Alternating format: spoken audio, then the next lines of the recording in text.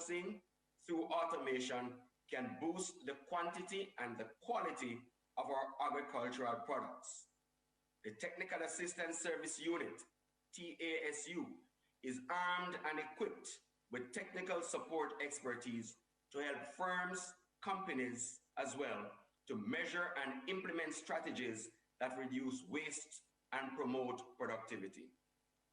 Future initiatives of the JPC includes having better forecasting and measurements for productivity, supporting and advocating for initiatives designed to reallocate resources to support productivity improvements and more effective management styles, encouraging the efficient use of technology in the virtual space in carrying out business activities, pursuing and implementing a national strategy for training and development techniques specific to growing and improving productivity at all levels, engaging in the education sector in productivity-based collaborations to promote productivity. With the impact of the COVID-19 pandemic on the world and economy, the Jamaica Productivity Center, through this forum, will seek to bring national attention and greater awareness to the matter of productivity, which is critical within the context of Jamaica's economic survival during this pandemic.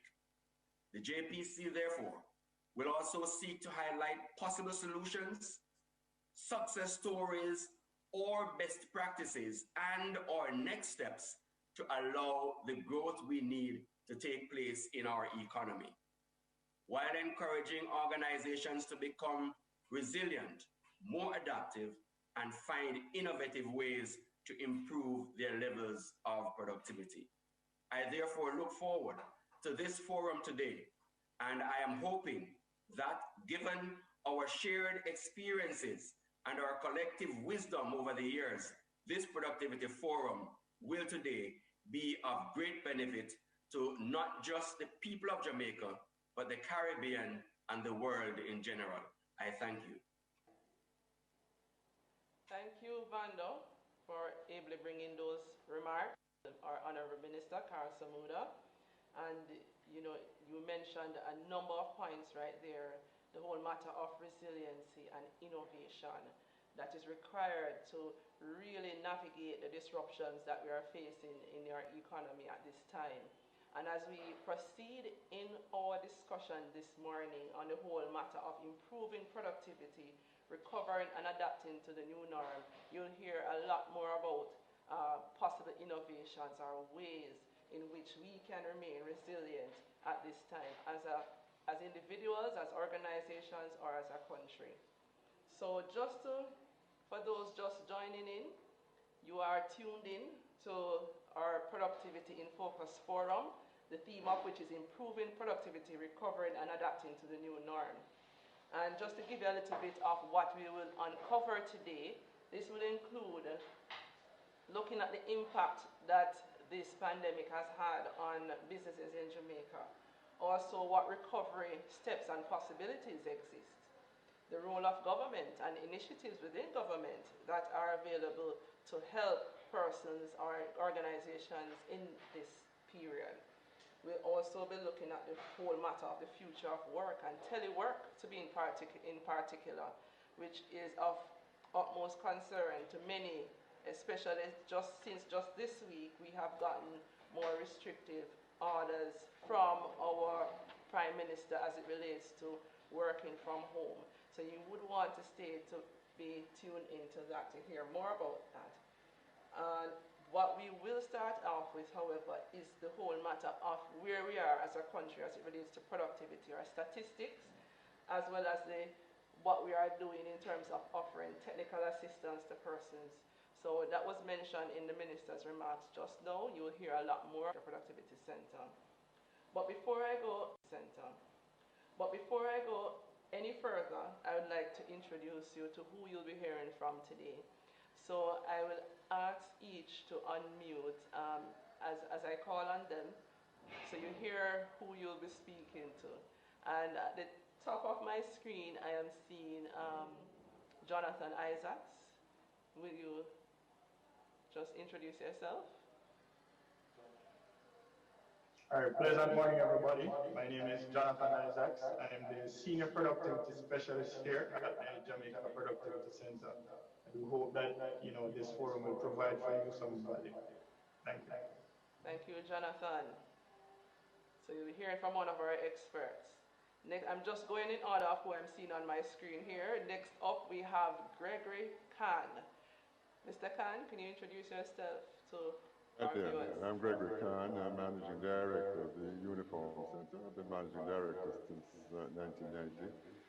We've had a very close, very long relationship, well, since 2011 with the Jamaica Productivity Center. And whatever good we have achieved is in part due to that relationship. And I want to say that I'm very, very proud to be associated with the JPC. I'm very happy to be here and to be of some use to serving. Thank you, Gregory. And you will be hearing from Gregory about his own experiences during this period and what he has been doing as a small business owner to survive at this time. Thank you, Gregory. And next up, we have Dania Ashford. Dania? Morning, colleagues, and good morning to those that have tuned in. I am Dania Ashford, International Trade Specialist at the Ministry of Industry, Investment and Commerce. And I look forward to sharing with you the convergences between trade and productivity. Thank you.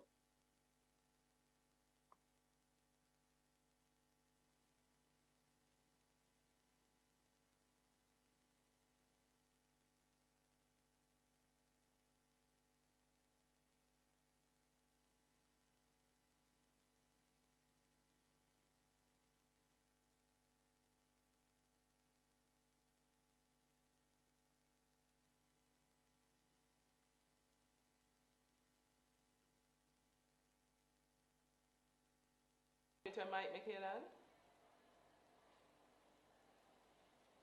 All right, so I'll just move right Okay, along. sorry. I'm hearing you now. I wasn't hearing you for a while, Tamar. Good morning, everyone. My name is Mikhailen Erkhardt. I'm the Senior Director for Research and Measurement at the Jamaica Productivity Center. And it's great to be here today, and I'm looking forward to the enlightening discussion. Thank you, Mikhailen. And we look forward to hearing about where we are in terms of our statistics, so looking forward to that. And next we have Jillian. Is Jillian in? Carrodus?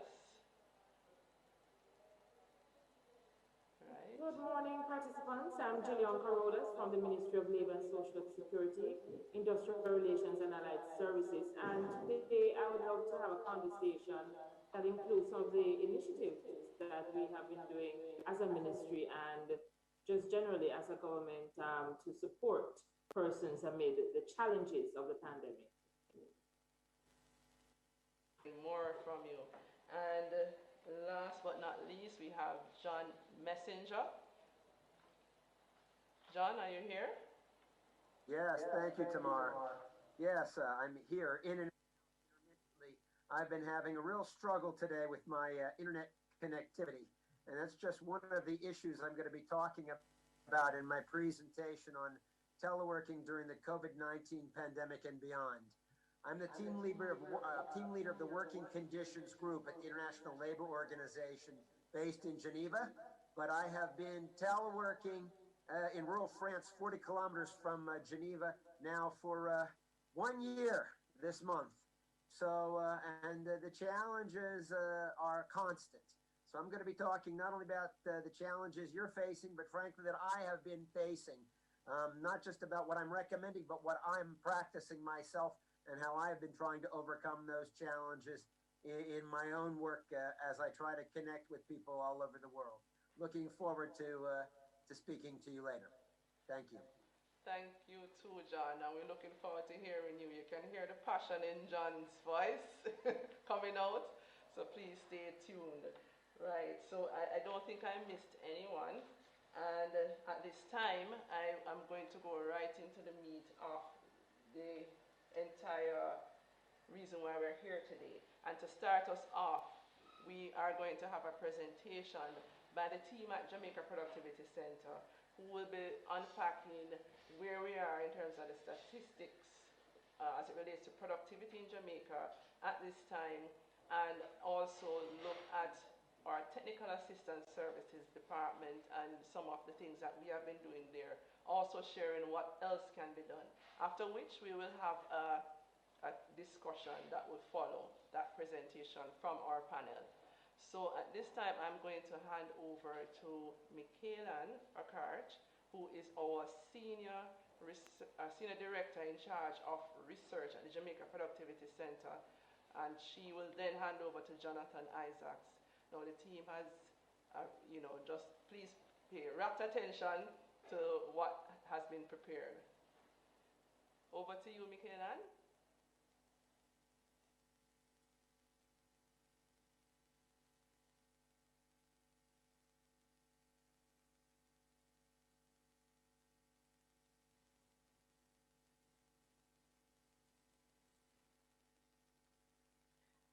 Hi, good morning, everyone.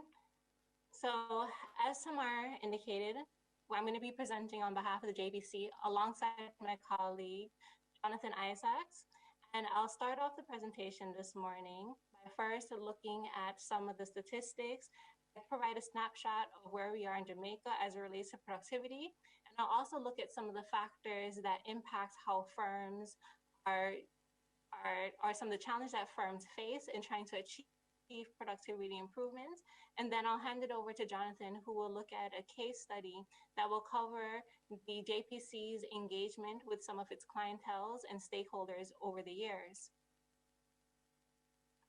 So in beginning this presentation, I would be without cause if I didn't at least indicate what productivity improvement meant. When we look at productivity, we're referring to the amount of output that we can get from each unit of input. When we think about inputs, we might be thinking about labor or capital. And so when we're referring to productivity improvement, we're thinking about how we can achieve an increase in the amount of output or the value of output that can be produced from each unit of input. Now, this is important because any basic economic theory will let you know that we cannot have long-term and sustainable economic growth without an improvement in productivity. So in other words, we can increase our standard of living with what we already have. So we're producing more without what we already have without having to use more. This is important because it allows us to increase our profits, our wages. It reduces inefficiency. It reduces waste in time and money. It will allow for better attitude amongst our workers, and it will help to promote better organizational systems and processes. So looking at Jamaica over the last 2 decades, ending in 2019, we can look at some statistics for productivity. So first, focusing on total factor productivity. Total factor productivity includes all elements or inputs in productivity and how much output we can get from each of those elements. So we're not only thinking about capital and labor, but we're also thinking about things like research and development, technological process, synergies, partnerships, social connections, among other things. And if we look at the graphs to the left, we see that over that 20-year period, total factor productivity has generally been declining. And on average, it has declined by 0.02%. And capital productivity, which is the amount of output that we can get for each dollar of capital that's dedicated towards a production process, we find that it also on average has been declining by 0.2% over that 2-decade period. So as we saw declines in total factor productivity and capital productivity in 2019, we actually saw increases, or a slight increase in labor productivity for 2019. However, we note that the labor productivity for Jamaica is relatively low compared to other countries in the world in its income bracket and even within the Caribbean. And then on top of that, we note that labor productivity over the years has also been declining. In fact, it has been declining at an average annual rate of 0.6%. Now to the right, you will see a list of the annual average change for labor productivity by year. And you would note that for most of the industries, there was an annual decrease in terms of labor productivity, but for a few industries such as agriculture and electricity supply, hotels and restaurants, and transport and storage and communications, there have been increases in productivity on average. But the great question is, what has happened in 2020? Well, based on preliminary estimations about the revalue added changes for the year, we anticipate that output per worker for 2020 would have fallen. And this fall would have been pushed largely by the decrease in services such as hotels and restaurants and other services that were impacted in terms of its supply and demand from the impacts of COVID-19 and the measures that have been implemented in order to quell its spread. However, there were some industries that had experienced an increase in output per worker for the year, such as electricity and water supply, as well as finance and insurance services. And what this indicates really is that these industries, despite the limitations in the movement of labor for the period, were probably able to adjust through the use of different management techniques or through the use of more technology to the impacts of the pandemic. Now let's break it down from the year and go now into the quarter. So if you look at quarterly changes, specifically if we hone in on the period October to December 2020, we can look at two series of changes. One over the year. So the red represents the changes over the year. So that would be October to December 2020 versus October to December 2019.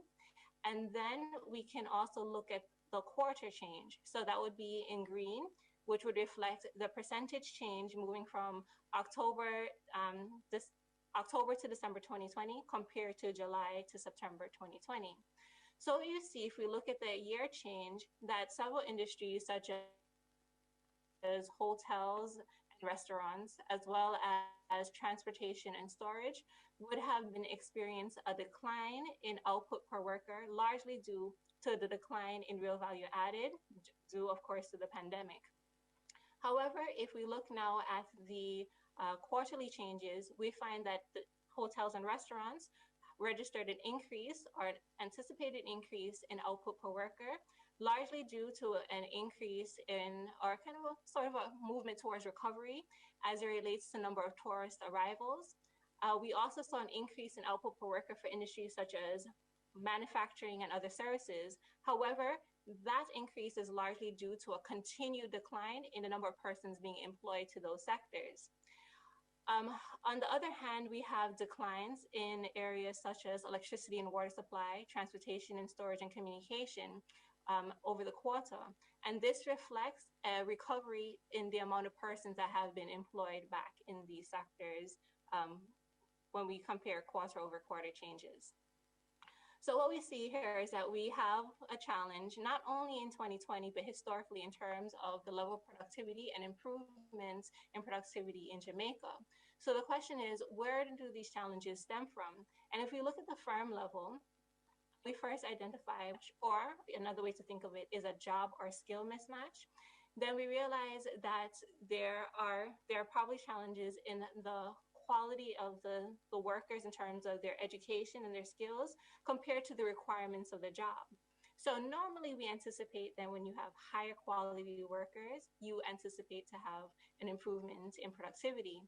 But if there's a mismatch, then you have a situation where either the worker is being underpaid or overpaid, and this does not bode well for productivity. Another important issue is competitiveness. Now, the last global competitiveness report reflected that Jamaica's level of competitiveness compared to the rest of the world was a rank of 80 compared to, or out of 141 countries. Now, research has shown that firms that tend to have higher markups also tend to have lower levels of productivity. And this could be related to a number of reasons. One, they're not able to access the right amounts of quality of inputs at the right prices. It may be the scale of the organization. And so this is an important issue that needs to be accounted for and addressed. Another issue is management practices. When we look at management practices, we realize that firms that have better management practices tend to have better quality employers, because better managers are able to identify the necessary skills and competencies that are necessary for the job. In addition to that, they're better able to retain these workers over a longer period of time. Additionally, we find that there's a lack of the appropriate investments in managerial talent and skills that are necessary to help improve productivity. And it's important to note that we're talking about not only people management, such as human resources, but also in terms of process and systems management. We definitely cannot think about productivity improvements without talking about technology. Without technological progress, there can be no long-term gains for productivity. And what we also find, and what research has shown us, is that firms that find it easier to adopt to new technologies that are appropriate will have better and long-term gains in productivity. Another problem we find in the Caribbean in general is that there's a very low level of investments in research and development. Research and development is necessary to drive the innovation that will help to push productivity. Furthermore, with the application of technology, we find that we can have more economic complexity in our exports, which means we can have higher value exports that will help us to earn more income. And definitely, when we talk about productivity, we have to think about the persons that are helping us to produce. So the workers, the employers, the laborers. We want to think about issues that relate to social affirmation to make sure that there are policies that allow them to have a voice. We want to make sure that they understand how much they are appreciated in the production process in terms of their value as a person, as well as their work. We also want to look at holistic well-being. So we want to look at mental health. We want to look at physical health, financial health, spiritual health. These things are all important because persons that are not well are not able to attend work, or even if they do attend work, oftentimes they may not be working to their full potential.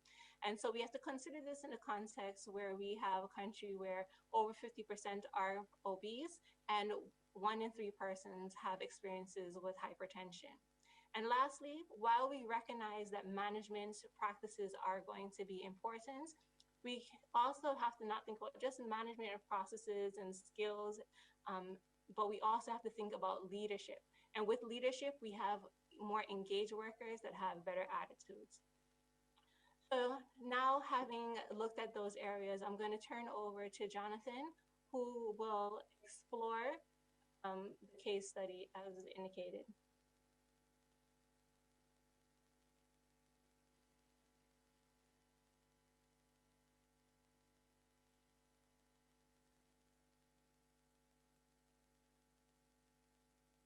All right, thank you so much, Mikhailen, for sharing that perspective with us. So I'm going to go into sharing with you guys today a perspective that is more grounded in terms of a practical approach.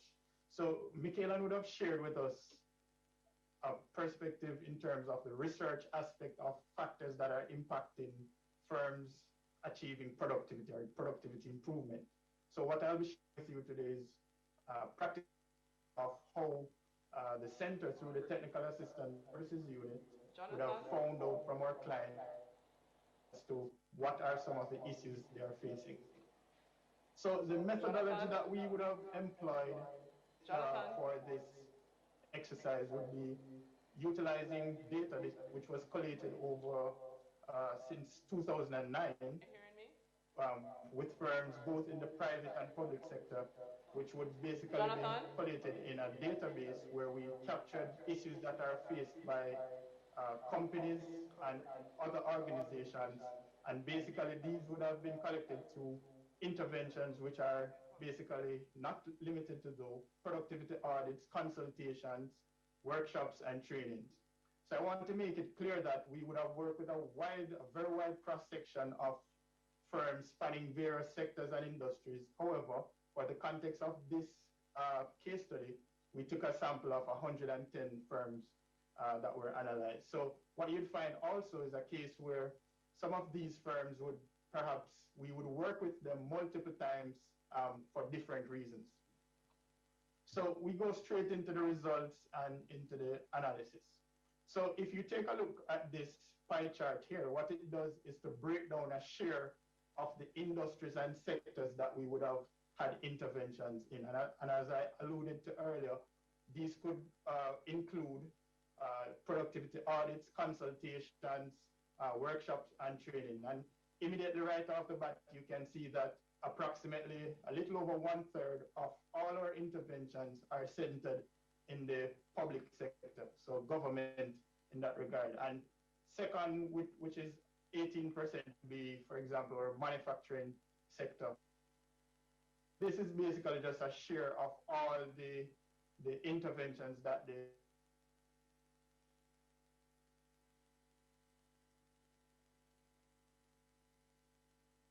basically a demonstration, application rather, of the Pareto principle. So what we would have done is to apply the Pareto principle to all the different industries and sectors, ultimately with the aim of looking at what are the critical industries or sectors that would have contributed to the 80% of the total amount of firms that we would have worked in.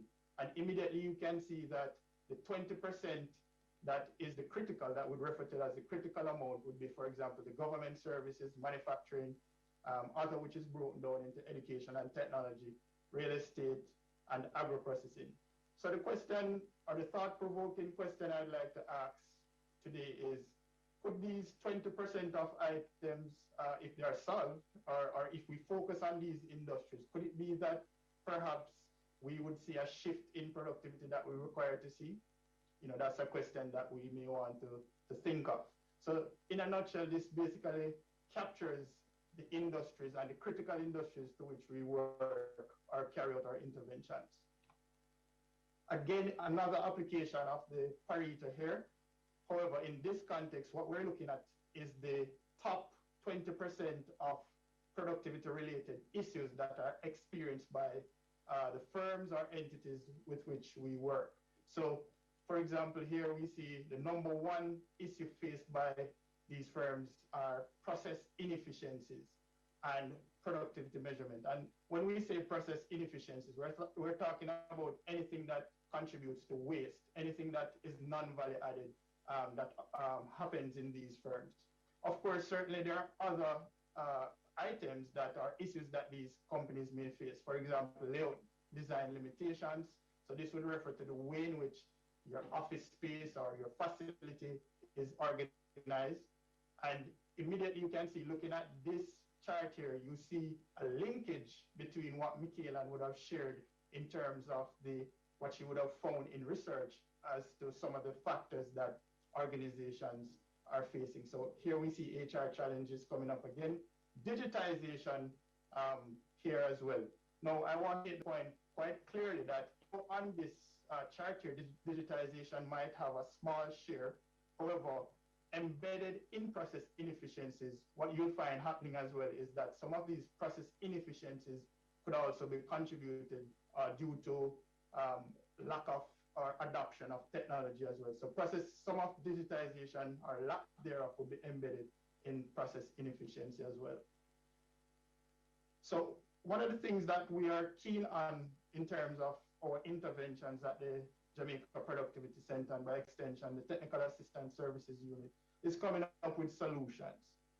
That is something that we don't want to be able to just identify issues, but we want to be targeted in our approach in terms of solving or putting plausible solutions on the table in terms of solving these issues. So in terms of process inefficiencies, possible solutions or tools and techniques and methodologies that could be applied to solving process inefficiencies include, so we're talking about Six Sigma.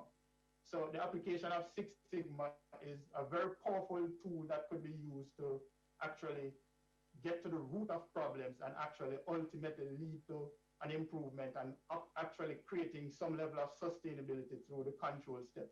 So Six Sigma is often denoted by DMAIC, which stands for measure, analyze, improve, and control.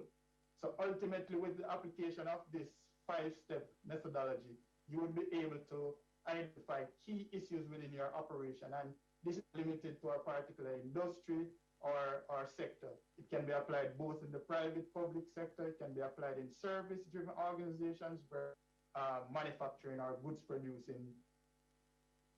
And that we look at as well, quite common, the cause and effect, helping us to get to the root causes of these issues that we face. Process maps, flow charts, business process model notation, SOPs, and of course 5S. So 5S, when we talk about 5S, they sort, set in order, shine, standardize, and sustain. We're looking at also value stream mapping and value Kaizen, which is also another thing as well.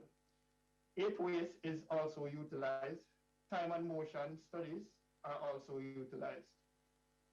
So when we look at productivity measurement as well, we also want to focus on an integrated approach to productivity measurement.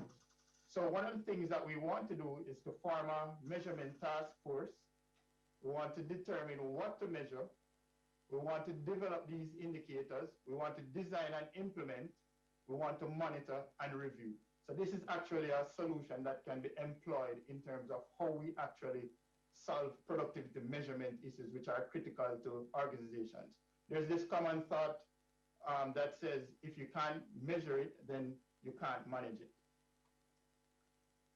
All right, so we also look at different measures that can be applied in the context of organizations. So there is something called single factor productivity.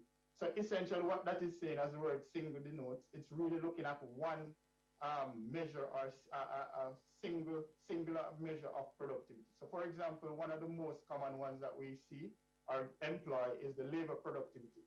So that could be captured or measured in terms of value added per employee, which is simply the output divided by the number of employees, or output versus employee hours, which can be denoted by output divided by hours worked per employee. Material yield, so for persons that operate within a manufacturing or goods producing operation, you'll find that output divided by cost per unit of material. Of course, again, a common one could be machine productivity, looking at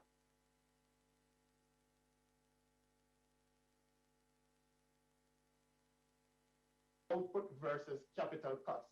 And that is basically output divided by cost per unit capital. Now, when we talk about multi-factor, for example, Mikhailen would have alluded to, for example, total factor productivity, which basically looks at multiple inputs to achieving a level or a particular level of productivity. So one example could be units of output divided by unit of labor, for example, as an input, plus the unit of capital plus other units of material. And there could be several inputs that could be employed to calculate a multi-factor productivity. Now, there's one element that I'd like to introduce as well. It wasn't in the top two, but I think it's very critical, which is the limitations faced in terms of laying out spaces. Now, this is oftentimes maybe neglected because persons may feel that, we're able to, it's not such a critical element of our operation, but the application of systematic layout planning, spaghetti diagrams, layout can lead to layout optimization. So I've shared with you an example, just a simple example of one of our actual clients and how we would have used the spaghetti diagrams to optimize or to drive productivity of that operation. In summary and conclusion, we're looking at it is incumbent upon us to ensure that productivity is incorporated in the way that we operate in our personal lives, while at work, or in our businesses. This will lead to value-added contributions across the sectors and industries of our economy, particularly at a time when our country is being hit by a global pandemic. With a productivity-centric attitude, we can realize gains that are sustainable after the pandemic and will make us more resilient to future shocks. And ultimately, our recovery strategy for Jamaica must include the application of productivity improvement tools and techniques. Thank you very much for listening to my presentation.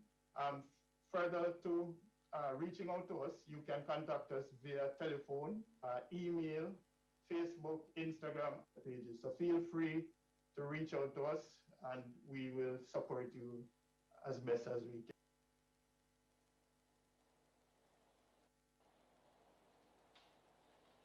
Thank you, Jonathan and Mikhailen,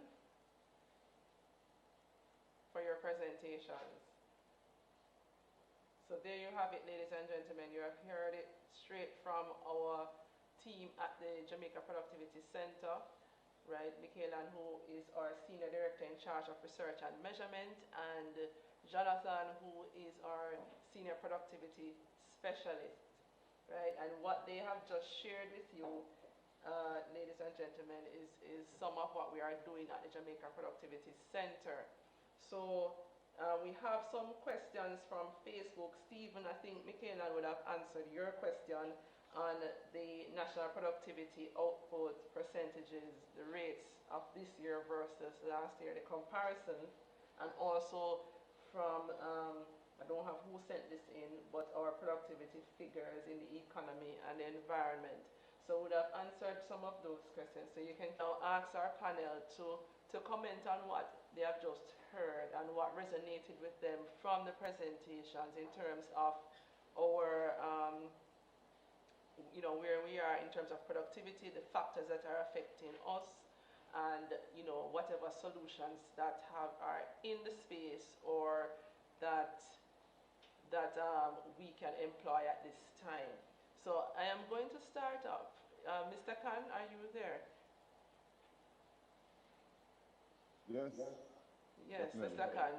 I'm sure what happened, what was just presented, will resonate with you as a small business owner.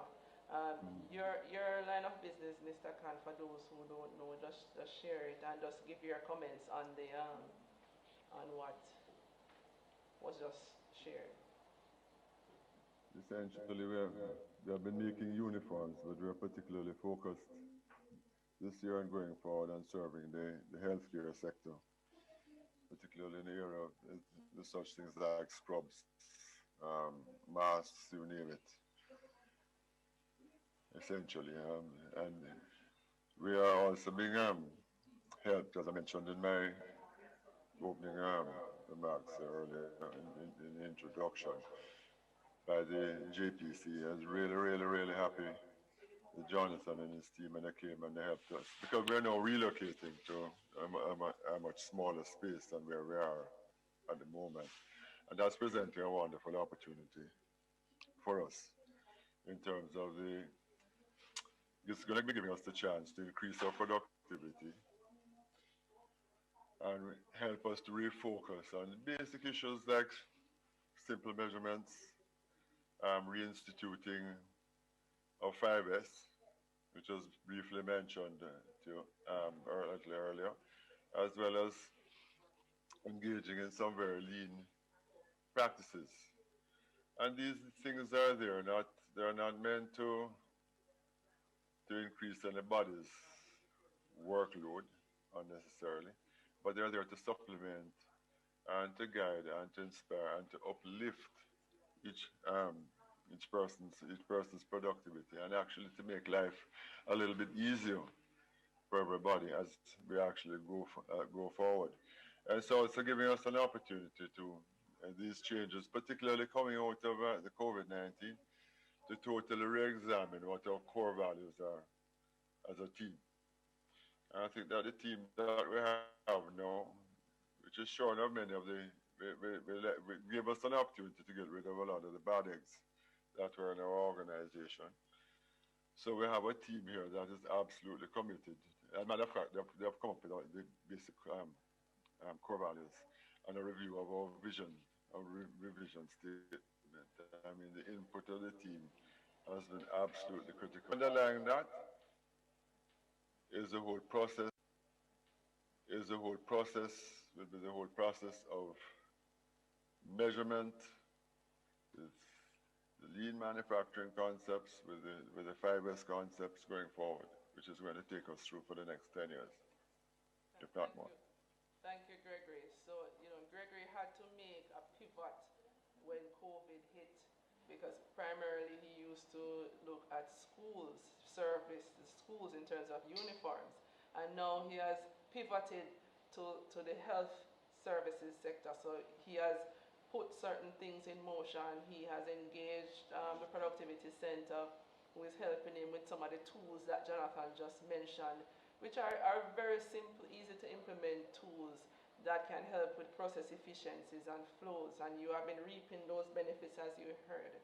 And I think another thing that Gregory just mentioned is the whole matter of the team and involving the team in the whole process. And you'll find that especially at this time that is going to be key. So thank you for sharing that. They're the very core. Yeah, they are. They are the core of everything that we do in our organizations. So thank you, Gregory. And that has been working well for you. Dania, we heard a lot about competitiveness and increasing our value added, the need for innovation. Could you speak to what resonated with you and possible solutions for persons and organizations in Jamaica? Well, thanks, Tamar. I mean, presentations were very well done. As Mikhailen pointed out, based on the Global Competitiveness Index, we are 80 of 141 countries. And that shows us that we have a lot to make up for. How are we going to be competitive and maintain competitiveness and grow our competitiveness in the global space? It depends on partnership. So normally or previously would have thought of public and private sector as different entities. I mean, what COVID-19 has taught us is that we are actually partners in this. As the Ministry of Industry, Investment and Commerce, we were already on a track to automation and digitization. To ensure that the business environment is facilitatory, that it allows persons to conduct their business from anywhere, from their homes. We have been working on that, but what we have gotten since COVID-19 is that there is more buying to this. And I would like to pause here because it was pointed out in Jonathan's presentation, but I wanted to make it a little bit clearer that digitization and automation does not necessarily mean efficiency and competitiveness. There's another aspect to that, such as the people management that Gregory mentioned earlier, ensuring that there is buy-in from your team, to ensure that there is increased productivity, ensuring that processes are aligned and they are re-engineered to respond. Agility of companies is also very important in this automated space and in this post-COVID space as we go forth to increase our competitiveness. So we need to understand that our response times need to be a little bit quicker for us to enhance our competitiveness. I'll stop there for now, but I think what I can leave here is that we should ensure that we don't confuse digitization and automation to mean that there's automatic productivity and there's automatic efficiency. Yeah, that you raised an excellent point as it relates to digitization and automation. Many times we really believe that if we get the software, get the equipment, that's the end of our solution. But if we automate a bad process, it's still going to be a bad digital or automated process. And so we have to take out the inefficiencies out of the system, the wastes. And Jonathan really went into some of those tools and solutions, that can be employed to help to get those out. So please bear that in mind. And you know where to contact us if you want more information on how to get those wastes out of your processes. But thank you, Dania, for sharing that. Jillian, are you with us? Can you also come in and speak to some of what was, mentioned? That there was a lot of human factor information, in terms of the impact that human factors have on productivity. Can you speak to, anything in those presentations that resounded with you and some of the things that we are working on in the Ministry of Labor and Social Security to help persons during this time of COVID? Okay, thank you very much, Tamar, and welcome to all our participants. And I just want to commend my fellow colleagues that have already presented. And just to say that the pandemic, though a lot of persons would think of COVID as having a negative impact on society, I want to just flip the script a little bit to look at COVID in a positive light. And yes, we have seen in terms of labor and productivity that employers and workers have been equally impacted.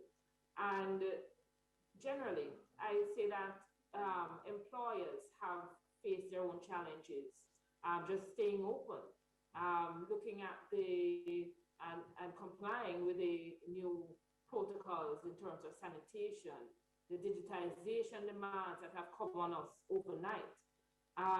Workers have felt the impact also by the loss of income in terms of their salaries. Some have had to agree with their employers to take less salary just to stay employed. Some persons have been laid off, or they are now unemployed due to redundancies. Now, what is important is how we bounce back. How do we come back in a very sustainable manner?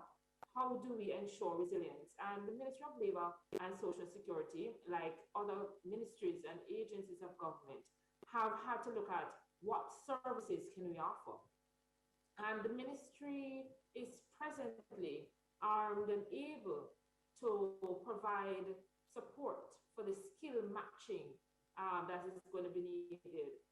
Because as we look at every sector, we recognize that it's not business as usual. The theme for today recognizes that there's a new norm. Even in enterprise, we have to re-examine what is required to move forward. What are the skills that are required? The talent pool that we'll need. And certainly we need to create that talent pool. Employers will need to train workers. And also, the Ministry of Labor provides information in terms of what are some of the new talents that you will be required to employ in your organizations. I did hear Mikhailen speak about the Productivity Center and what you have been doing. But here at the ministry, we also have been researching and studying on labor market information. We have lots of publications that enterprises and our colleagues in government and civil society can use to inform themselves as to what to expect.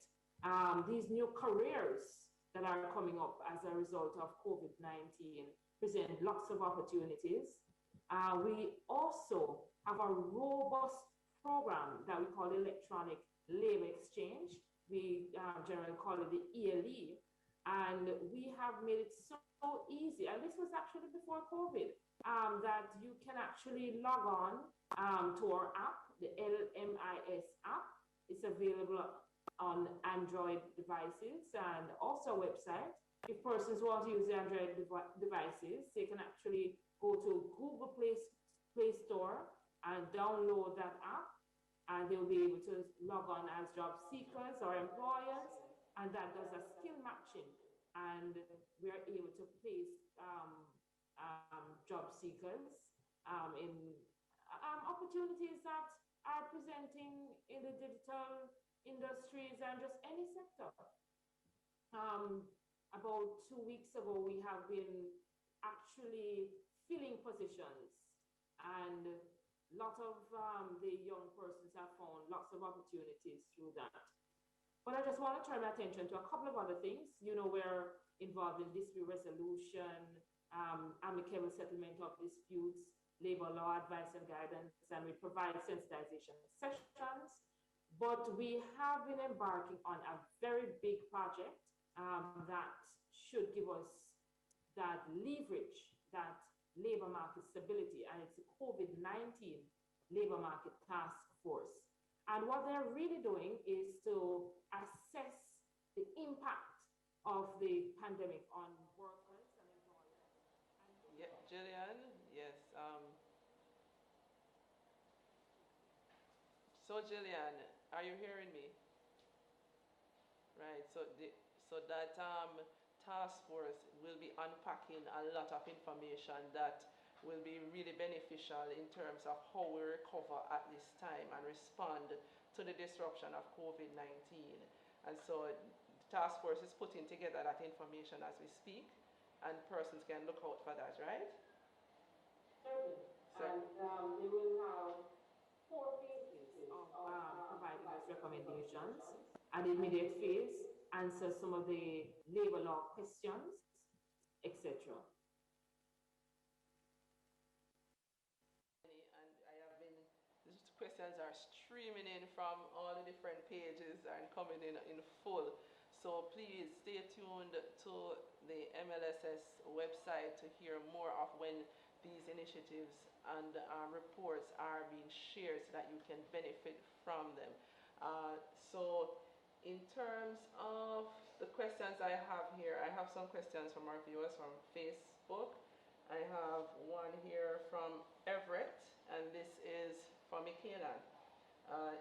What are your thoughts on the global sector? Let me read this properly. In terms of what's your thoughts on the global stagnation in terms of productivity, and how can Jamaica get ahead of this if it does exist?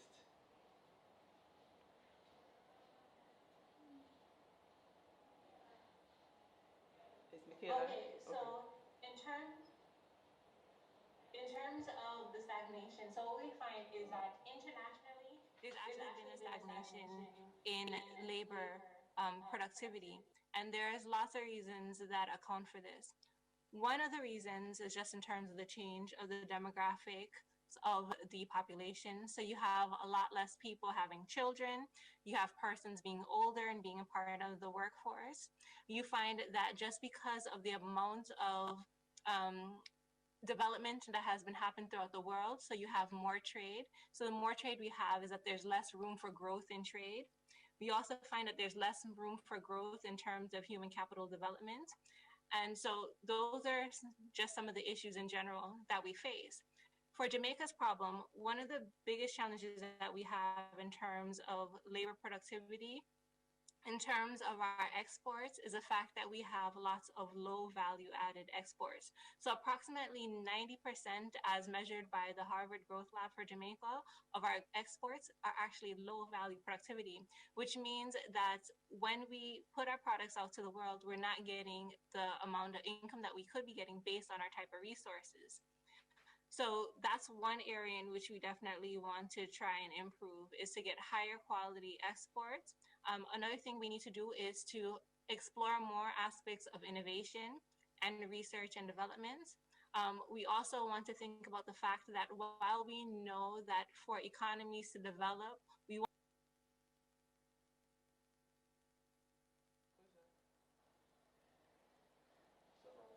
Hello, Mikhailen?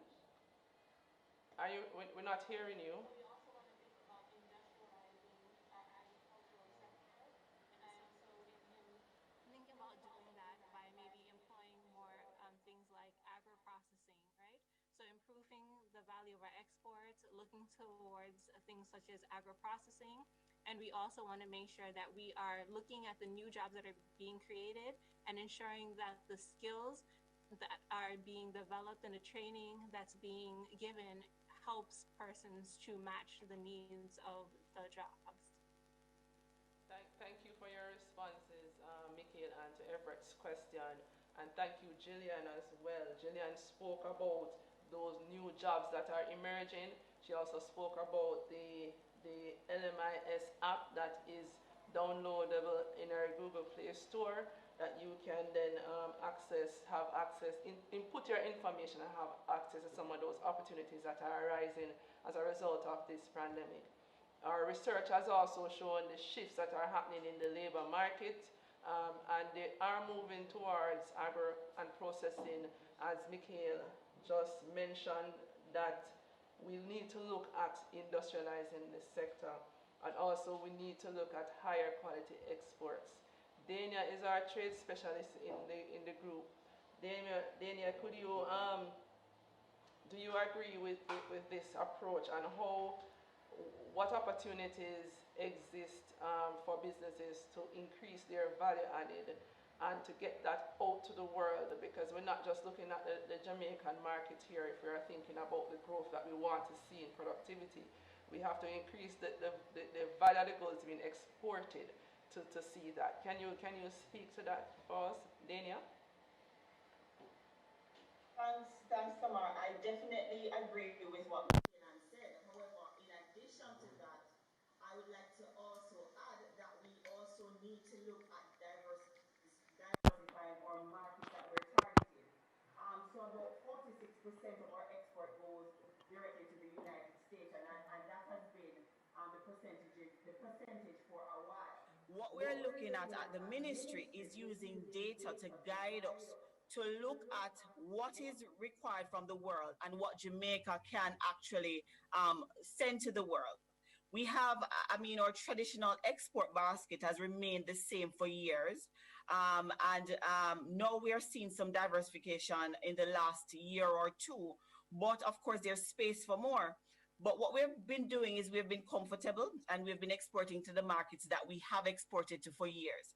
So part of this ministry's strategy is the market diversification, looking at the opportunities which exist specifically in nearshore markets that we haven't been looking at, but have similar palettes to us, have similar demands for Jamaican products.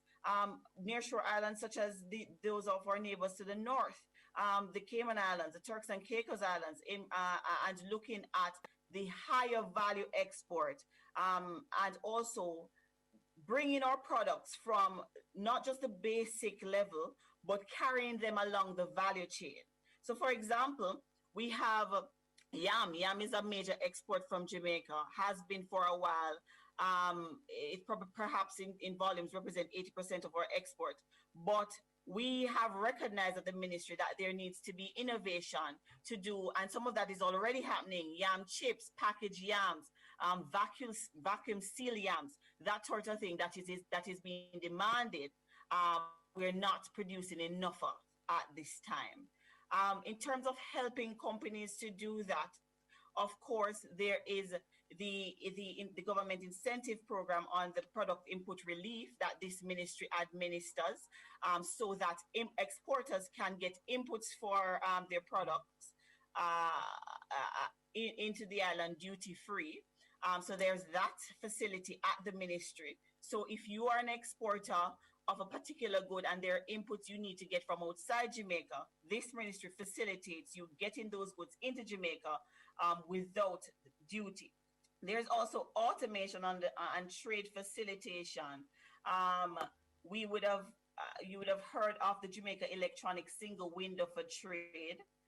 That is a facility that allows traders to conduct their businesses. So all the documentary requirements, all the permit requirements, we are hoping to have online fully. So far, we have the services of the Trade Board Limited online fully. That deals with approximately perhaps 70% of the trade. So if you need a permit for import and export from the Trade Board Limited, you can now, as at last year, June, get those permits online. So you can sit in your office as a small business. We recognize that you don't have the big teams to be going out and doing these permits, joining these long lines. And so the ministry has taken onto itself to automate those processes. We're also just onboarded the plant quarantine and produce inspection branch on the J-Swift. And so those processes can also now be done online in terms of imports. Hopefully exports can be onboarded shortly. And we'll go along in this way. But we recognize that as government, we too need to change our business processes. We too need to automate. But while automating, we are cognizant of the fact that we can't leave out the people part of that. And so we're seeing a lot of that where processes are being automated, but persons don't have the customer service facility that should go along with that. And we're cognizant of that. We're building that out. You can call the ministry, you can call any of the agencies that deal with these processes, and you can get the information to enable your businesses to trade, to export more, to diversify your markets, to get the data, to get the information in terms of what is required to enter those markets, to get the data in terms of what are the import procedures in the countries that you're targeting, and also the goods that are being required in those countries. Thank you, Dania. And I have one last question before we have to do this part very quickly so we can get to John's presentation. For Jonathan, is public sector productivity improvement different from private sector improvement initiatives?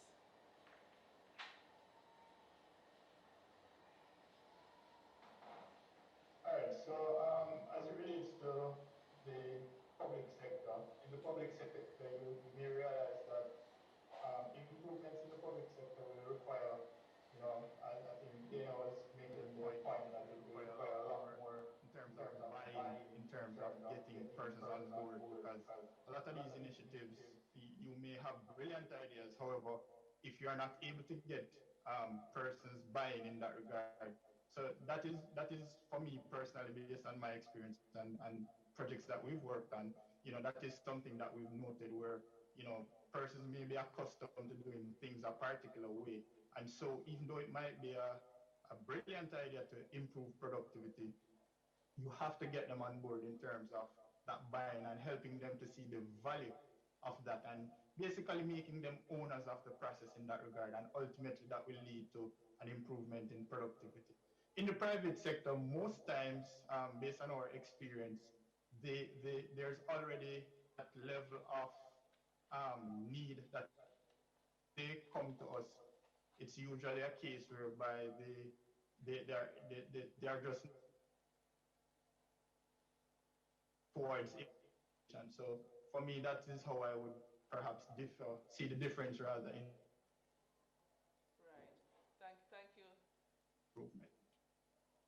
Thank you, Jonathan. So the methodology is still the same, but what we're seeing is that change management and having that buy-in for sustainability is important going forward, right?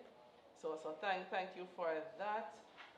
Lots of questions coming in, ladies and gentlemen. We have to move on. I really think that this could be an all-day session, but at this time we are going to go into the next presentation, which is our feature presentation by John Messenger, who is from the Working Conditions Group at the International Labour Organization, and we welcome him. It's almost near to his bedtime, but John comes with a lot of experience, and John comes with a lot of passion about his topic of teleworking. In fact, in speaking with John the other day, and I must thank my friends at ILO for helping me to get in contact with John, he mentioned that he was in Jamaica speaking about flexible work arrangements in 1990, you said, John? So actually, I checked. It was 2000. It was 2003. I checked after our conversation. 2003. So quite a bit of time that he has a relationship with Jamaica. He has been speaking on this in Jamaica. So now he's speaking to us virtually on this topic, and I will not delay him any further. But he is the guru on telework. Please, John, over to you. We want to hear from you. Thank you. Let me put up my screen. Yes? Can you all see my screen?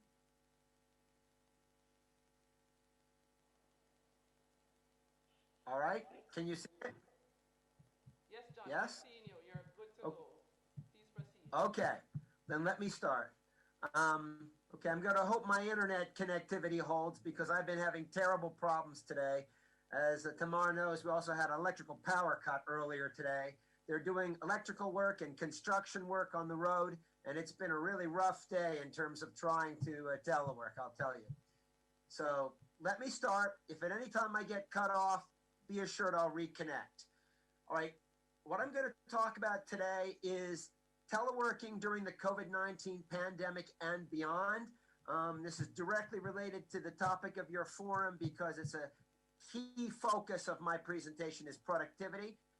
And the key really is trying to find a way that you can improve your productivity in a way that also benefits workers and gives them the kind of flexibility they need to be able to organize work and deliver it in the way that works best for them, and at the same time achieves the best business results at the same time. So I'm focusing on this guide, Teleworking During the COVID-19 Pandemic and Beyond.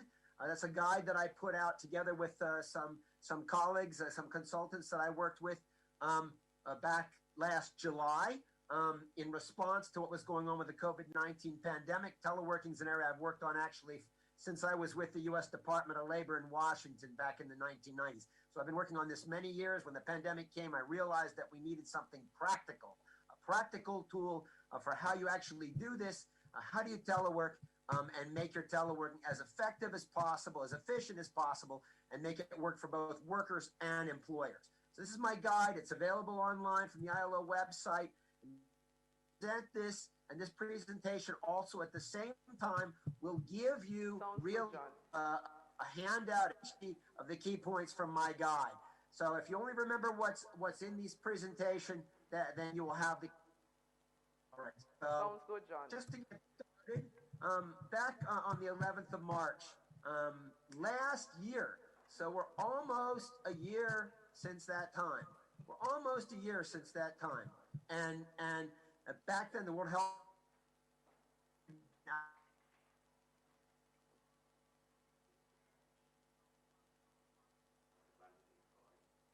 no, something just got.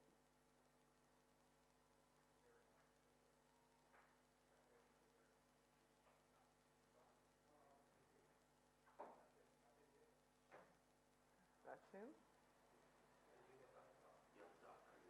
John, are we? John, I think you left us. Please hold on. Let us try to get you back. John, are you hearing us?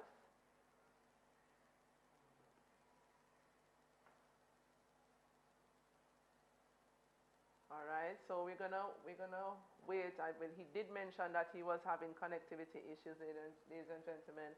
So he has gone off for a bit, but we will ask Jillian if you could continue as to some of the probably challenges that the labor market is facing. He seems to be back. Oh, he's back. Okay. Yes, I told you what it's been like. This last week since they started working on our local train station, the internet has become totally unstable. I don't know why that has anything to do with the internet. But they're doing work on the station, they're doing electrical work on the power lines, and everything out here is in chaos at the moment. So I apologize. You see, technology is a wonderful thing when it works, and only when it works. So let me go back to where I was. Can you still see me? Can you still see my presentation? Okay. So teleworking. Can you still see the presentation? Yes? The presentation yet. Yeah, okay, so teleworking, that's just was leaving off what it is. It's the use of information and communication technologies to work from outside the employer's premises. Now, it does not include those working in the platform or the gig economy. The purpose of this guide is to provide practical, actionable recommendations for effective teleworking, applicable to a wide range of actors. Also to support policymakers in updating their existing teleworking policies, and finally to provide a flexible framework through which both private enterprises and public sector organizations can develop or update their policies and practices. Now, this guide isn't just for the pandemic or a natural disaster, but it can just as well be applied to teleworking in general. We are now entering what I call a new era of teleworking. Before the pandemic, only a small part of the workforce was working from home or another location outside the employer's premises, mostly on a part-time or occasional basis. John, are you hearing me? We're not Can you hear me? Yes, we're hearing you. We're seeing you. Okay. Not seeing Yeah, you. I'm having a very hard time hearing you. I just want to make sure you can still hear what I'm saying. We can So hear between January and March of 2020, as COVID-19 infections were sweeping the globe, countries told employers they had to close up their operations and introduce full-time mandatory telework for their workers. This form of telework is a dramatic change from previous practices. It was introduced as a temporary, short-term solution to allow organizations to continue operations and preserve jobs. But this temporary or short-term solution has been continuing for a year now. And although some workers in some countries are starting to return to the office, many others are still teleworking full-time for the foreseeable future. And I myself have been teleworking now for a full year. As a result, we are now engaged in what I call an unprecedented large-scale experiment in mass teleworking, and it seems likely this expanded use of telework will not end with the pandemic. But I wanted to just check and make sure I still had you. I was afraid I might have lost you. Good. So. Yes, John, we are hearing you. We're just not seeing your screen. Good. Yeah, I can barely hear you, but good. So we'll move forward to the next slide then. Now I'm going to talk about the teleworking guide. This is the key. I mean, I'm going to talk about 8 areas, 8 focus points, we call them, for ensuring worker well-being and productivity. The first is working time and work organization, which is another of my areas of expertise. I actually deal with telework as part of a new form of work organization. It's part of the overall work I do on working time and work organization. Now, even when employees are teleworking, key aspects of work organization still have to be respected. For example, the workload, performance standards, and legal protection should remain the same as for workers who are working at the employer's premises. And one key difference, however, is teleworkers need to be responsible for managing the organization of their own working time. This is one of those issues I was talking about when I did my tripartite workshop in Jamaica back in 2003 on flexible work arrangements. We need to give workers the ability to organize their own working time so they can be as efficient and as effective as possible. We call this time sovereignty, but that's just a fancy term for that we provide workers with an opportunity to organize the way that they work their working hours in line with their personal needs. And during the pandemic, for example, particularly workers with dependents requiring care, they may need to start working very early, work in the evening, or break up the workday into smaller segments. However, there is also a risk that teleworkers will end up working longer hours and a potential for blurring the boundaries between paid work activities and personal life. This is very challenging. I don't need to explain that to those of you who've done telework, and especially if you're not familiar with telework, because it requires a different way of organizing works and of managing workers based on results, not based on processes, but based on the results they achieve. The second area, the second focal area of the guide is performance management. To be effective, teleworking needs to be based on dialogue and cooperation between management and workers. This becomes even more important. That's important at all times, but it becomes even more important when teleworking is mandatory and when it occurs on a full-time basis, because this isn't normal. Normally, telework's voluntary and it's partial or occasional, not full-time. Studies, including some of those that I have authored, I've done a lot of research on the subject too, they indicate the most effective method for managing teleworkers is through a process called managing by results. It includes identifying objectives, tasks, and milestones in a teleworking work plan, and also monitoring and discussing progress. Now, this allows workers to have the flexibility and autonomy that they need to organize their work without managers having to constantly check on their progress, which is a waste of their time and the manager's time as well. But it's essential to be clear about the expected results. If you're a manager, you have to ask yourself, how would I recognize a fully satisfactory end product if I saw it? What are the completion criteria? You need to know what you want and be able to describe it. Then you also need to provide regular, timely, and descriptive feedback to workers about the work that they've done. what they did, and focus on those changes that will result in the most significant improvement in the task or the product. And don't forget to provide positive feedback also. Positive feedback if well. Now I move on to the third area, which has been a struggle for me today, digitalization. Digitalization is just a fancy word for converting analog information, that is paper information, written information, into digital or computerized information. And in the context of the workplace, we're talking about the use of cloud computing, scheduling tools, web-based apps, and things like this Zoom platform that we're using today. However, digitalization is unevenly spread across the globe. Some areas are struggling with the lack of broadband, reliable internet connections, and ICT tools to enable teleworking. And I know that from my own experience, as you've seen today. I mean, I have been struggling today because of our unreliable internet out here in rural France.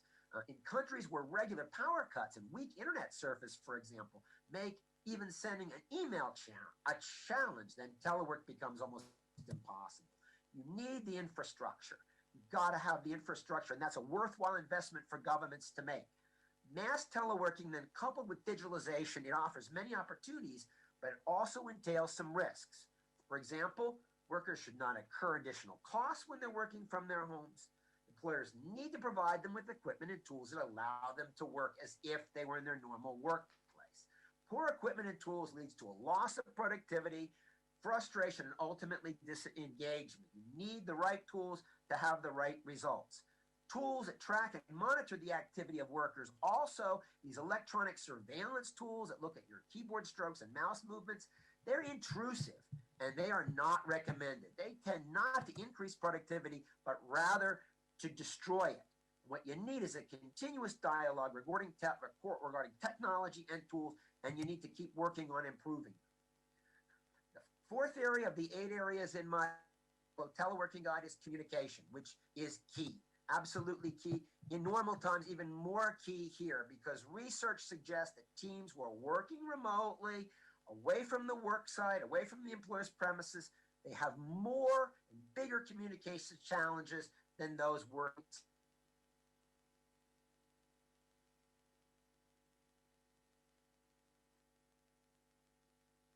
All right, I've lost John again. So at this time, you know, he just spoke about some things a while ago. Management by results, you know, the whole matter of digitization and, you know, the style that, you know, change in how we do things in terms of performance, measurement, etc.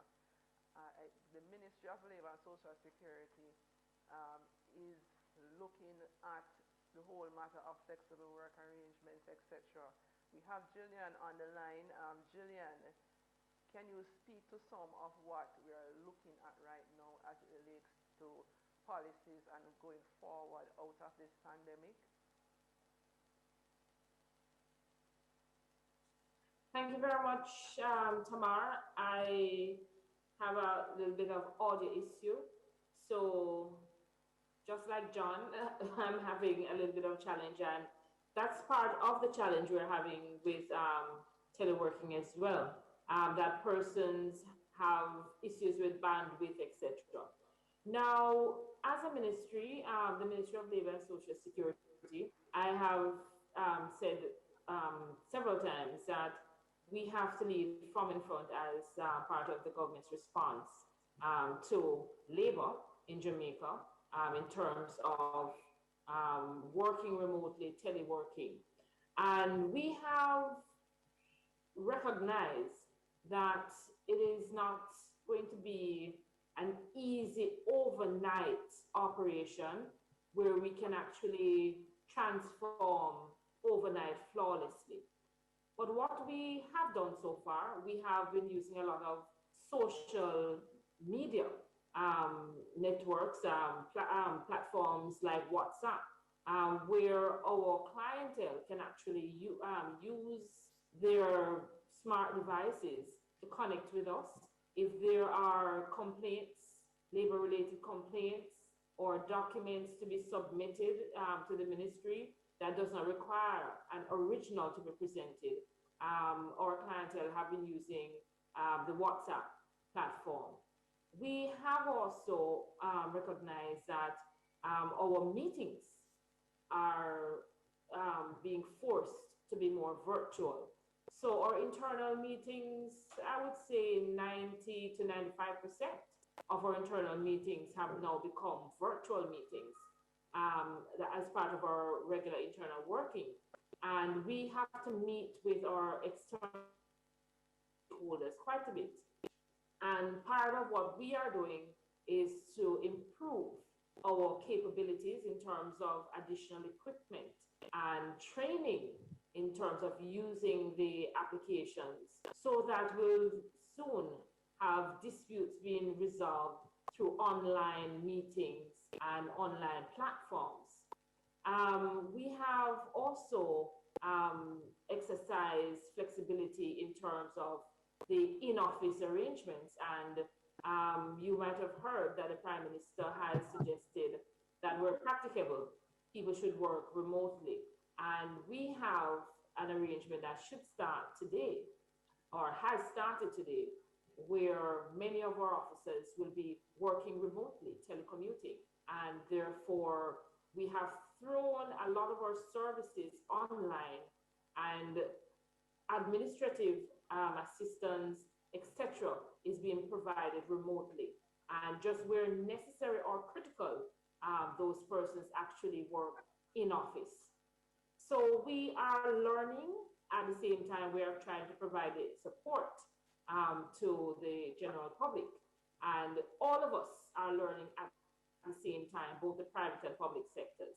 So we are trying to iron out the kinks as we go to work, and we encourage persons just to look at your core business processes, see what can be offered remotely and what must be offered from your original workstations or workplaces. And from there, we can look at supervision remotely, management of staff remotely, and the conversation continues. So Tamar, there's quite a bit that is being done, and there are lots of lessons that we'll learn in another couple of months as we roll out telecommuting within the public sector. Thank you, Gillian. Thank you, Gillian. And I think you would have expressed or answered some of the questions that have been coming in as it relates to, you know, how efficient is technology in promoting and supporting the current work from home orders during this pandemic. And also the question as it relates to the gaps as it relates to technology and adapting to the new norm. And what we are hearing is that we have a ways to go. There is work to be done, and we just need to continue to improve on what we are doing and listen more as John is now back with us. And I know we are running out of time, but we want to hear from him. But just in case we don't get through everything, we have John's presentation and we can share it with you. You can contact us at the JPC at jpc@mlss.gov.jm, and we can share this information with you. He has also authored a guideline, as he showed you earlier in his presentation, with the ILO and a team of experts, which is a brilliant piece of work. I need to get my hands on one, so somehow I need to get an electronic link. I know all of them are locked up in John's office, which he hasn't seen in a year. But at this point, that's true. At this point, we're going to hand over back to you, John, to continue with your presentation, please. Okay. Everyone, I told you, I don't know how you got the bad luck today, but this is the worst internet day I've had in months. All this construction and all the electrical work and all this has made this just a nightmare day. So I'm going to go back to where I was and see if we can't finish this presentation, okay? I'm going to try anyway. All right, here we go. All right, so I was talking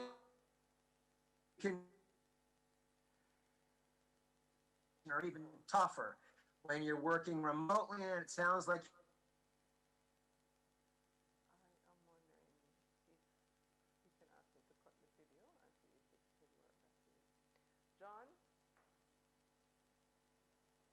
think possibly we're going to ask John to cut his video and see if it helps with his bandwidth issues that he's having. So I don't know if we have lost, I think we have lost him again, right? But until he comes back, you know, as I said before, we have the information, we can share it with you, and we will share it with you. Just contact us via email or call us at 922-1598, and we can share and get your information and share his presentation with you. John is the teleworking expert, and he has just spoken about the whole matter of, you know, how we manage, how we measure performance. And what he has been really saying to us, ladies and gentlemen, is that we cannot do the same thing that we're doing in office and replicate the exact same thing at home. It will require some changes in terms of how we operate and what we are doing. And so he has unpacked that, you know, not management by, you know, just looking at time as a metric only for if you're being productive, but to look at managing by results, right? He also spoke about the change as it relates to communication, right? We have to be communicating a lot more and, you know, being a little more involved in terms of what's happening, you know, with our different persons on our teams, etc., and ensure that the needs are met so that they can work efficiently and effectively at home, right? John, you're back? Yeah, we'll see how many minutes I'm back for, but I'm back again. Right, This is not a good demonstration of effective teleworking, I'm sorry to say. But I'm going to try again. Shall I try again? The irony of it all, but what I'm going to ask you to do, John, probably if you cut your video, it might help with the bandwidth issues a little bit. It would certainly help, yes. Right? It would certainly help. Is that okay with you? That's okay with me. And if you can give us the main points in, say, 10 minutes or so, right? So that we can have a little discussion afterwards because we wrap up here at 12. And then what we will do is share the information so that persons can access it and even put it on our website, etc., your presentation, that they can have more information, right? So go ahead, John. Yeah, no doubt not having the visual will help with the bandwidth. I was trying very hard to keep you on, and the more people that have their videos on, of course, the more that affects the bandwidth. But today, as I say, has been really rough. So let me try to finish this, if I can, with the video off. Go back to where I was talking again about communications, which has been a struggle today. But all of these issues, you can see that communications can be a struggle, especially when you have connectivity issues. So workers and managers, they really need to invest extra efforts to ensure that their communications are effective and that their messages are clear. And these should also include informal opportunities for workers to connect.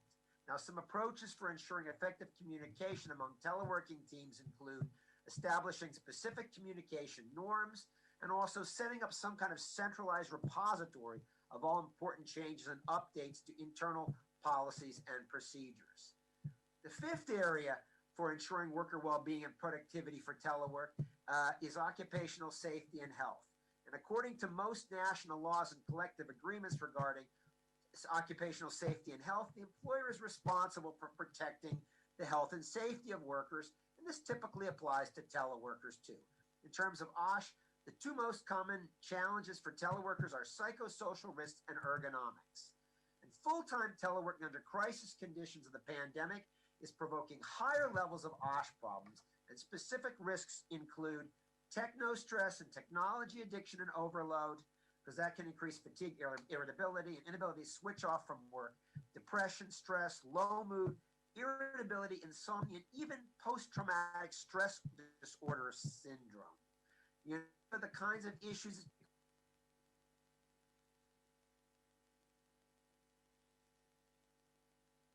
isolation in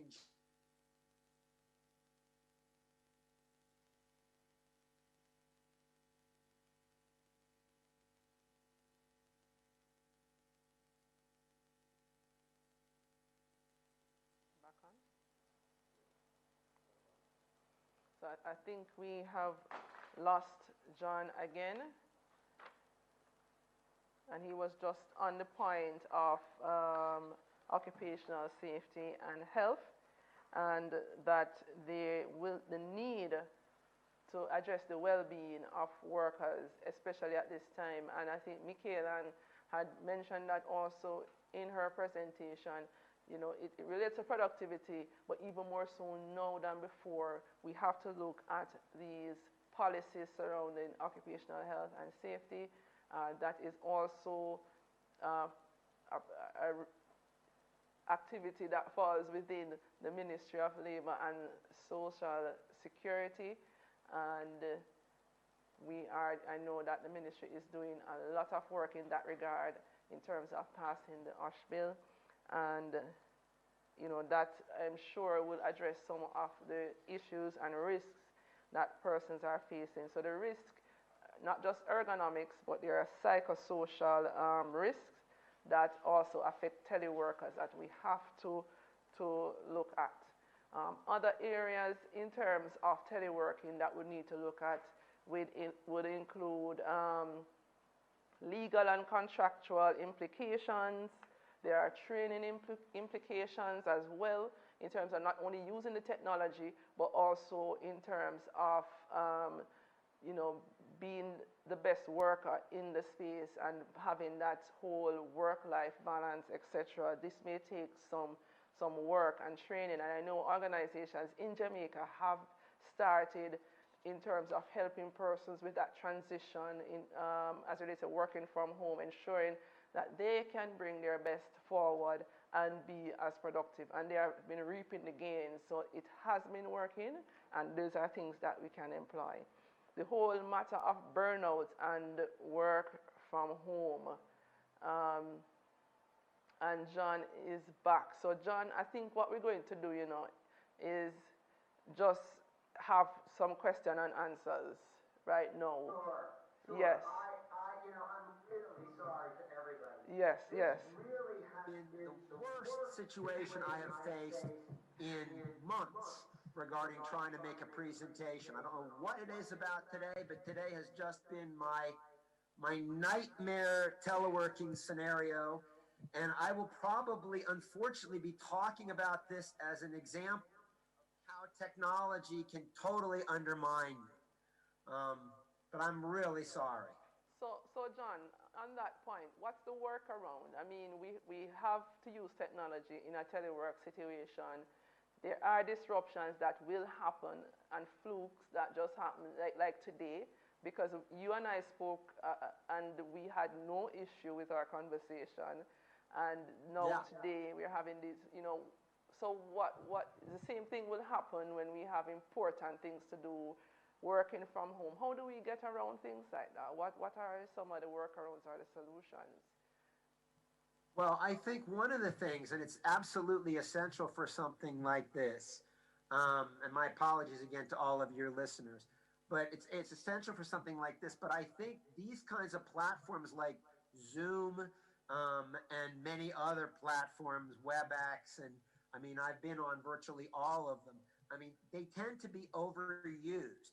There's no need to use these kinds of platforms for every form of communication, you know? And you were absolutely right. I was trying to give a visual for your participants, but you're absolutely right in saying that for example, you want to try to cut the bandwidth. That we tried that, it didn't work. Now I see all of the other speakers have also cut their bandwidth by turning off their video, which probably helps as well.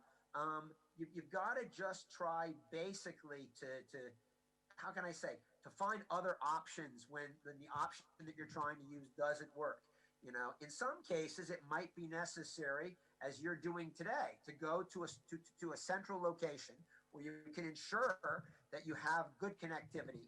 If you need to do a Zoom meeting or something like that, I did that earlier in the pandemic when I knew I had unstable connectivity, really bad connectivity. Right. But after they upgraded in October, I really haven't had any significant issues up until the last week. So I think the key is you use alternatives. You look for alternatives. You use good old-fashioned telephone calls. emails and other kinds of communications devices, WhatsApp, whatever, that you can use. You use your smartphone, because a smartphone, I found, works in situations even when other things fail. Like this morning when the electrical power was cut, I communicated with you via my smartphone, because it was working based on satellite technology. It wasn't using the ground-based internet. Thank you. So there you have it, ladies and gentlemen. Use the other tools that are available to ensure that communication still happens. Communication is very, very important, especially when we are teleworking. Now, this month is international is for the women, apparently, right? You, in your presentation, John, you mentioned the whole matter of gender inequalities and teleworking during the pandemic. You want to just briefly share some of those, a point from that?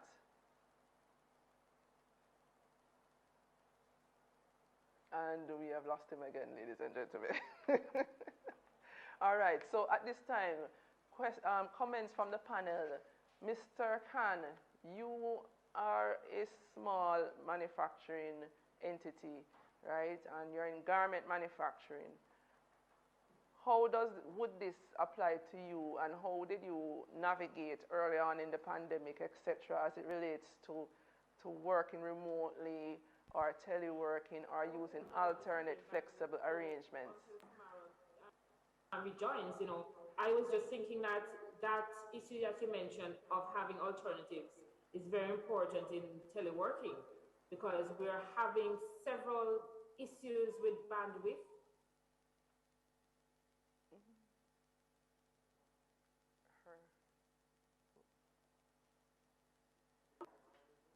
All right, Jillian, I think we have lost your audio.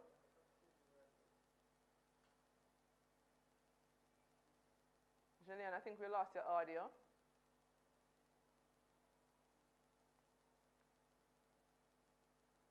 Jillian?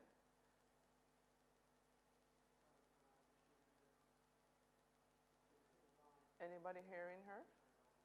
Or is it just me?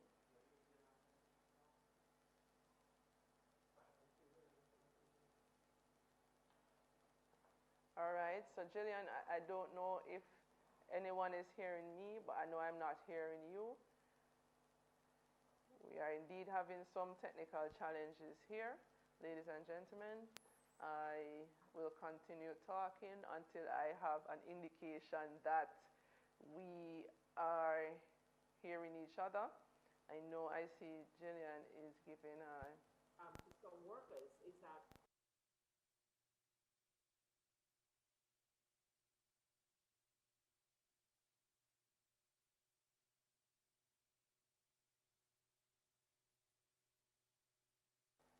okay, she's back. That they are able to use the technology at a time that is not a school period, so that they are able to manage some of these bandwidth issues and the simple crosstalk that happens with a classroom at the same time that persons are at work. Yeah, that's really a big issue, and I didn't get a chance to get to it. But that's one of the key things, and I really want to, if I don't say anything else to your listeners, apologize again for this ridiculous problems that I've been having. Certainly, as soon as we get off, everything will work fine. I mean, that's how these things usually go, But is the key to making this work is providing employees with flexibility in how they organize their working hours. That's the key. And the main trade-off, the message which I've been delivering and which is available in my guide, and I hope everyone has, and I see Tamara again, I hope everyone has also access to my presentation, because everything I was going to tell you is basically also in my presentation, this little cheat sheet. But the key takeaway is you need to give workers flexibility in how they organize their working time. They need to have flexibility. For example, if they have children who are in school, they have to do homeschooling. If they have other kinds of care responsibilities, you need to allow them to organize their work schedule in ways that work for them. And the trade-off is that they need to work based on results. That's how employers can be sure that they get the results they need. They get the results they need by establishing very clear deliverables, very clear things that need to be delivered, what needs to be done, by when, what the quality standards are, precisely what they need to do, and what the final deliverable, as I was saying, will look like. So management by results. So it's flexibility in the organization of working hours, this time sovereignty in exchange for delivering very concrete, very tangible results with specified deadlines for the employer that ensures them that workers are in fact working and not slacking off. And if you have any questions about whether they're slacking off, you'll find out when their deliverables come due. You'll find out, because if they can't deliver, then you'll know they were slacking off. But if they in fact do deliver, what they have signed on to deliver, what they've agreed with their employer to deliver, then you'll see in fact that they have, and they may be doing what I did last, which is I was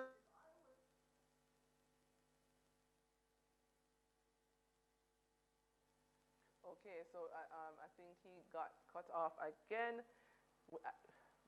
I did jokingly tell him before that we need to probably have a part 2, and I think definitely now we need to have John come back again on our forum to really share his thoughts and his information with us.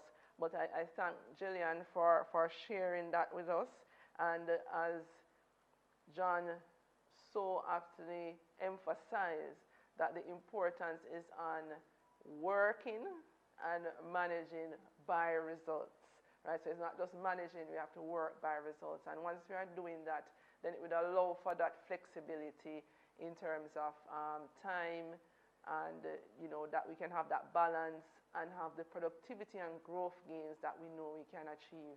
So we have about a few minutes to the hour, right? 8 minutes to be exact.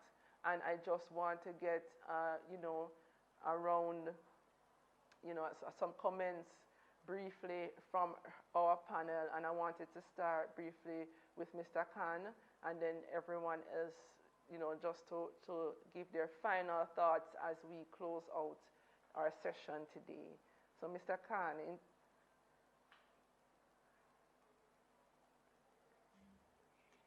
Hey. Yes. You want my final comments? Your final comments on the whole matter of productivity, working, teleworking, your own experience, briefly. Well, I think I mentioned my own experience when I spoke earlier. And it's very important. All that is to be done here, the whole lean process, the 5S, the Six Sigma. Whether you're a small organization or you're a medium-sized organization or you're a large organization, these are things that can be implemented. But I think we need to, Tamara, forgive me, we need to put it within a national context. In 2011, when JPC and you first came into my life, a uniform center, I went around to various government organizations and asked them about JPC. And then I realized that you are the best kept secret in the entire government structure. I still think JPC is unfortunately the best kept secret in Jamaica. You're doing more in terms of work, but I think that what we need to do as we look forward to 2030 or 2030 vision and transforming our society into a first world society, we need to sit down, create a social compact between the various elements of business, labor, capital, entrepreneurship, all of the various things, and set specific targets. Say that by 2030, we wish to be averaging 6, 7, 8%, whatever it is, in terms of our productivity levels in the various areas. We need to sit down and say, well, how is it within the various organizations, companies, etc. And companies have a right to set their own policies, but we need to encourage them to say, well, listen, look, at the end of every 2 weeks or 4 weeks, if you have productivity changes, positive productivity changes, if you have done a task that is far leaner and far simpler and makes life better for everybody else, how is that team that has done that going to be rewarded? It doesn't have to be a big cash element. It can be a ticket to a movie or whatever it is, or something very simple. So we can encourage people at various levels of our society to do so much better, but we need to incorporate it far more fully.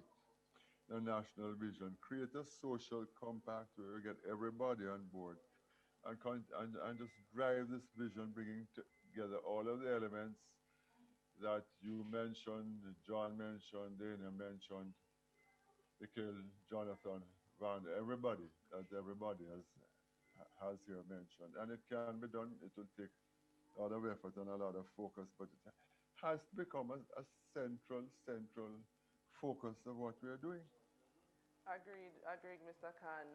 We need a national movement as it relates to productivity, and that is what one of the things which is one of the mandates for us in the upcoming financial year. And what these sessions that we are putting on do, not only are we doing this to help you, but we're also getting your feedback, your comments, and compacting that and using that in what we're doing as it relates to creating that policy for national productivity improvement. And that's one of the key things that we'll be working on at the Productivity Center, which of course cannot be done by ourselves, but will include every stakeholder in Jamaica, in the economy to play, will have a part to play, and will have a voice that we want to hear about and how we can work together. I think one of the panelists spoke to partnerships earlier. It cannot be done unless everyone is on the same page and pulling in the same direction for the same cause. So definitely 100% agree with you, Mr. Khan, on that we need to have it where productivity is a win-win for everyone, because it can be that which leads to us increasing our standard of living, right? Thank you, Mr. Khan. We have 2 minutes. Did John come back on? No? And yeah, I'm here, but I'm afraid even to try to say anything given how unstable the internet has been. Well, John, I think we're going to have that part 2, as we mentioned, but we want to also thank you for coming. Dania, also for your insightful words. The team at JPC for that, putting together the presentation of what we really have been doing and some of the things going forward. Vando for stepping in for the minister, and Gillian for speaking to us about some of the initiatives of the Ministry of Labor and Social Security. We also want to thank the Power 106 for streaming this live, for the Ministry of Labor's PR team for helping to pull this all together, to bring it to you so that you can hear firsthand the information, for the vendors, Emerge Media, for putting together this live stream for us. We want to thank you, our listeners, for giving your time with us this morning, and we do hope that we have been of great value to you. We please stay tuned for more information. We have some more John's presentation that we will be sharing with you, and just stay tuned and please continue to be safe all, and thank you once again. Even if I haven't mentioned you, please note it's just that you are thanked. So have a great and safe rest of the week.